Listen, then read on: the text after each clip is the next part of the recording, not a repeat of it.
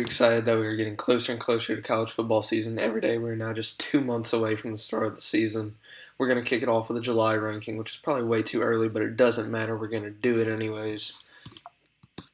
Kicking off the start of this ranking, we have Boise State, who I think is arguably the best Group of Five team, only really challenged by a couple of them. Maybe Tulane could be better, but we'll just have to wait for the season to start to see. They're getting Malachi Nelson, the USC quarterback transfer. That should really help out this team, especially in a weaker Mountain West Conference this year.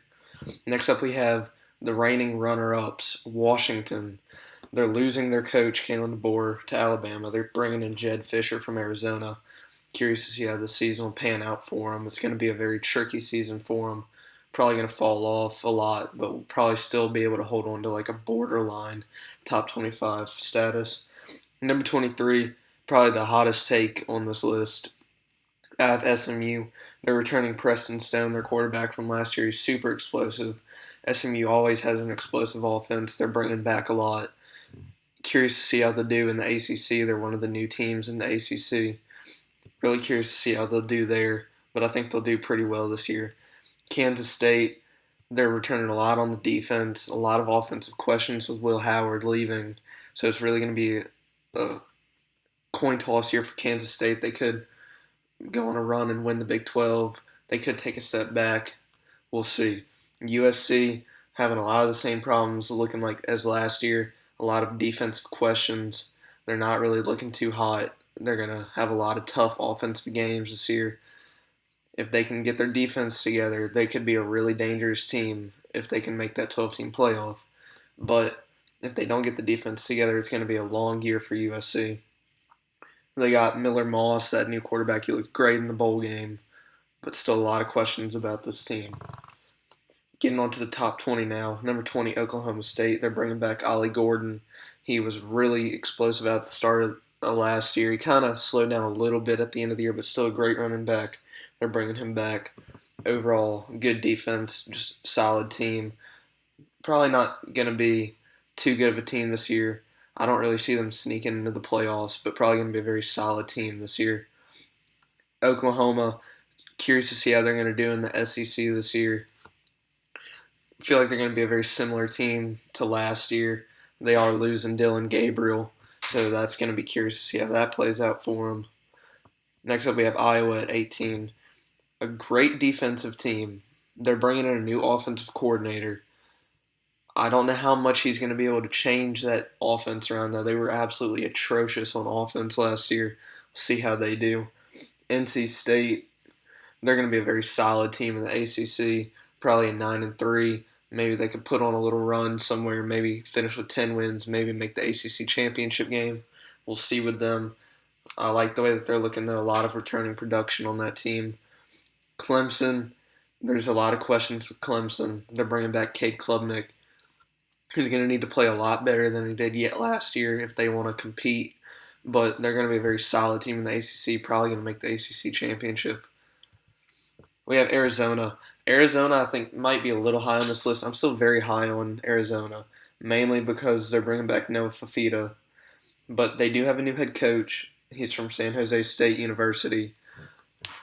He was a solid coach there. I don't know if he was the best hire for Arizona, but that's who they got, and I'm curious to see how they'll do, especially in the Big 12 this year. Big 12 could go either way for them. I feel like they have a shot to win the conference this year. Next up, we have the number one team in the Big 12, I think by quite a bit. I don't know if Arizona really competes with them, but I think they're pretty close. Utah bringing back, what was his name? Their quarterback for the 12th season. Bringing him back. Utah, always a solid team. Probably going to win the Big 12 this year. Get one of those automatic spots in the playoffs. If they didn't have that automatic spot, I'd see them as like a borderline team. They could surprise me this year, be a lot better. We'll see with Utah. Tennessee, they've got that really great upcoming quarterback, Nico. I think he's going to be really solid for them. Tennessee, I think, will make the playoffs this year, but it's going to be close. LSU, they got Harold Perkins coming back on defense. Outside of that, still a lot of defensive questions, especially in the secondary. Garrett Nussmeier, Kyron Lacey on offense. Looks like they're going to be keeping up production on offense. Maybe not nearly as good as they were last year with the number one offense in the league, but still a very solid offense. Coming in at number 11, Missouri, returning Brady Cook. A lot of stuff coming in on the defense. Great recruiting class. Missouri, I think they're going to be very solid. They're going to be a borderline playoff team this year. Curious to see how they do. Now let's get into the meat and potatoes of this list of top 10. Coming in at number 10, Notre Dame. I've seen them at number 5, 4, 5, 6 on a lot of lists. I don't really see it. Notre Dame's overrated every single year, and they never really perform up to the standard. I think they'll be a playoff team, but I really don't see them being the 5, 6 seed team. Michigan, they're losing a lot. They're losing their head coach, losing their quarterback. It's going to be a transition year. I think they're a really solid team, going to be really good again, but I don't know if they're going to be that national championship contender team. Probably, definitely a playoff team, but they have a tough schedule this year. We'll see how it goes for them. Florida State, almost the same situation as Michigan. Really just losing a lot. There's lots of questions with them, and same thing as Michigan pretty much, just they didn't win a national title last year.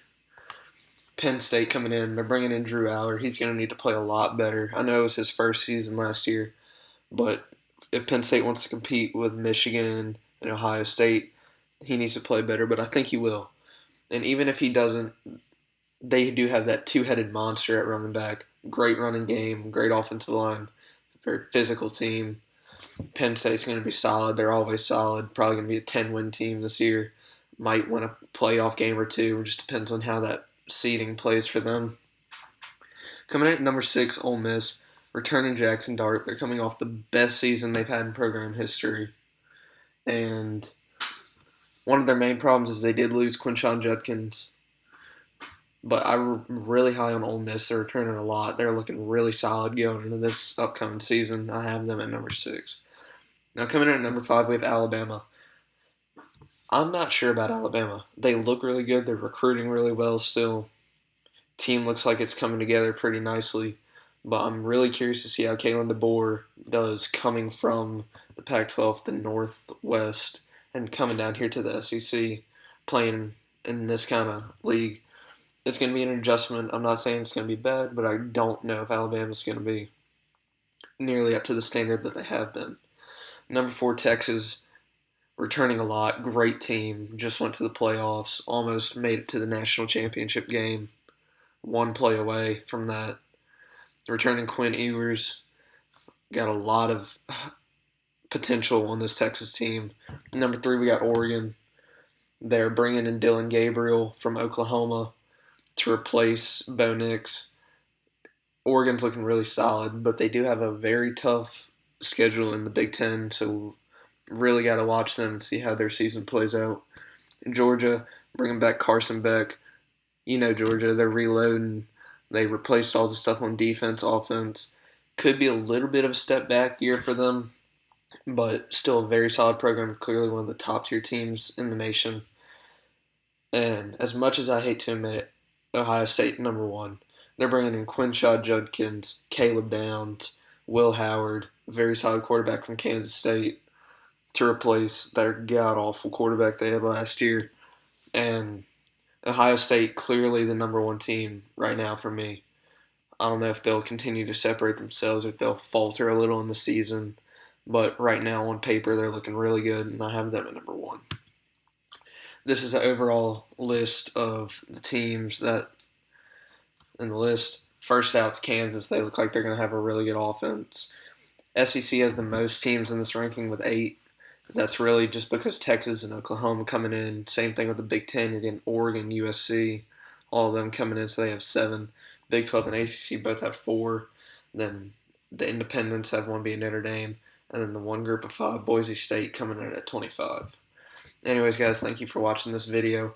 Subscribe and like to keep notified when I post more rankings, and I will be doing in-depth team analysis. Stay tuned for that. Thank you, guys.